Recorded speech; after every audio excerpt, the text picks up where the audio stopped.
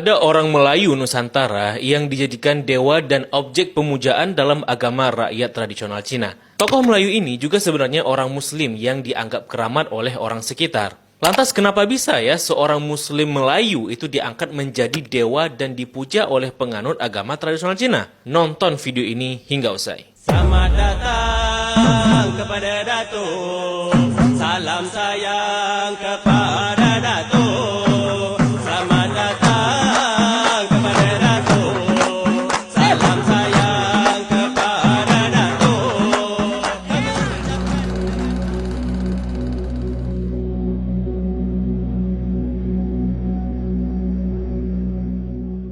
Assalamualaikum warahmatullahi wabarakatuh. Kembali lagi bersama saya Zulfan Afdillah di channel Rabbanians ID. Jika biasanya kita melihat bahwa para penganut agama tradisional Cina itu memuja dewa-dewi dari Cina.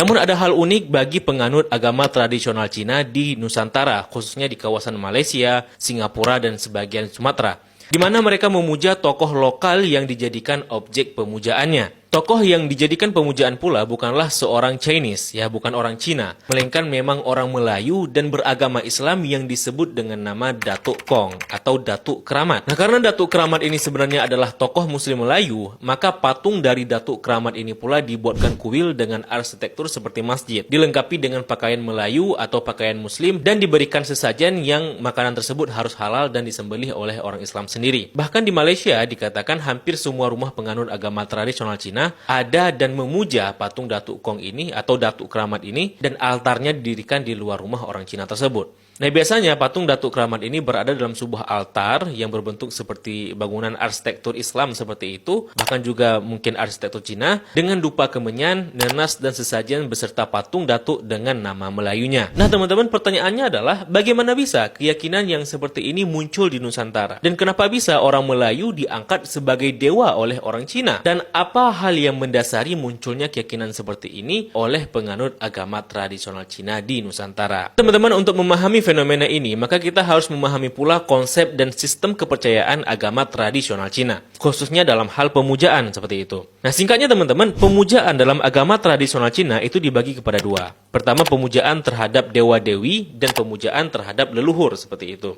Nah, konsep dewa dan dewi dalam agama Cina itu sangat beragam, bertingkat-tingkat atau berhierarki, serta jumlahnya sangat banyak. Nah, dewa-dewi dalam agama tradisional Cina itu tidak seperti konsep Tuhan dalam agama-agama Abrahamik, di mana Tuhan bagi kita itu kan dianggap sebagai sosok yang maha kuasa, super yang seperti itu. Nah, adapun konsep dewa dan dewi dalam agama Cina itu memiliki limit dan punya keterbatasan tersendiri tiap-tiap dewa tersebut. Nah, sosok dewa tersebut bisa saja berupa tokoh leluhur yang dipuja dan dianggap telah naik ke level makom dewa seperti itu. Makanya bisa saja dewa itu adalah tokoh manusia yang pernah hidup di masa silam. Nah, hal ini juga teman-teman karena dalam sistem kepercayaan tradisional Cina, mereka juga meyakini jika seseorang yang sudah mati, maka roh dari orang tersebut akan tetap hidup di alam dimensi lain bersama orang yang hidup. Dan mereka meyakini pula jika roh-roh orang tersebut dapat membantu dan memberikan manfaat kepada orang-orang yang hidup. Nah, oleh karenanya mereka juga memuja para leluhur. Nah, konsep ini juga ada dalam penganut agama Buddhisme di Thailand, teman-teman. Dimana kalau teman-teman lihat ya, ada sebuah altar di tiap depan rumah orang Thailand yang disebut dengan nama San Prapum, yakni rumah arwah.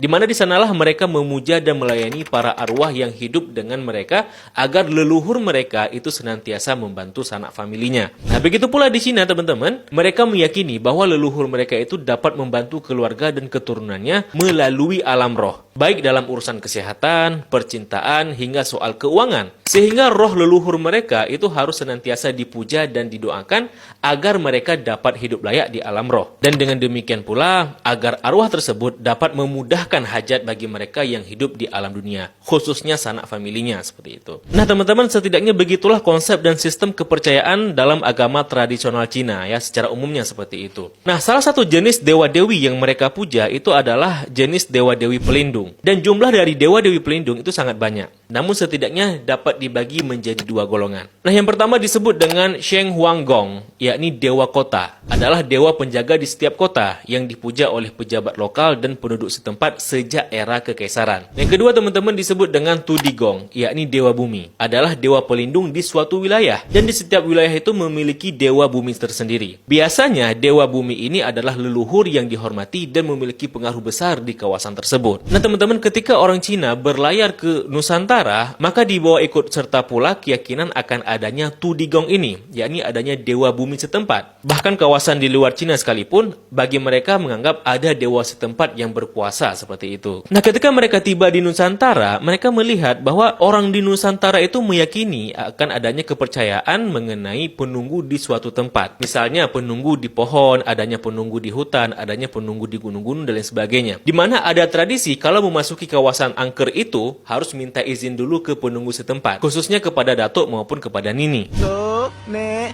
cucu tumpang encing. Nah, penunggu setempat oleh orang Nusantara dahulu diyakini dari arwah yang bergentayangan. Dan keyakinan ini merupakan keyakinan lama orang Nusantara akibat pengaruh ajaran batiniah atau esoterik yang meyakini roh orang yang sudah meninggal itu dapat menghuni di suatu tempat pada alam dunia. Nah, walaupun pada hakikatnya arwah penunggu tersebut bagi kita itu menurut perspektif Muslim itu adalah jin seperti itu ya. Nah, kemudian pula teman-teman mereka melihat bahwa ada tradisi di mana orang Melayu itu mengkeramatkan sebuah kuburan wali atau seorang ulama, khususnya ulama yang sudah meninggal seperti itu. Nah, mereka melihat bahwa orang-orang Melayu yang ada di sekitar makam tersebut, mereka berziarah dan beriktikaf di kuburan keramat tersebut dan beristighosah, meminta hajat mereka dikabulkan dengan memohon kepada mayit yang ada pada kuburan yang dikeramatkan itu. Nah, orang-orang Cina melihat bahwa ini adalah sebuah kesamaan dari apa yang mereka yakini. Mereka melihat bahwa orang Islam ternyata juga mempercayai bahwa leluhur atau si mayit itu dapat mendatangkan manfaat kepada orang yang hidup. Nah, maka dari dua alasan inilah akhirnya orang-orang Cina menjadikan sosok ulama atau wali yang kuburannya dikeramatkan sedemikian rupa oleh orang Islam setempat itu sebagai dewa bumi mereka. Di mana roh-roh orang keramat itu diyakini berkuasa sebagai penunggu kawasan sekitar. Oleh orang Cina kemudian disebut dengan nama Datuk Keramat atau Na Dugong, bentuk pengucapan Cina dari nama Datuk Kong seperti itu. 以前呢，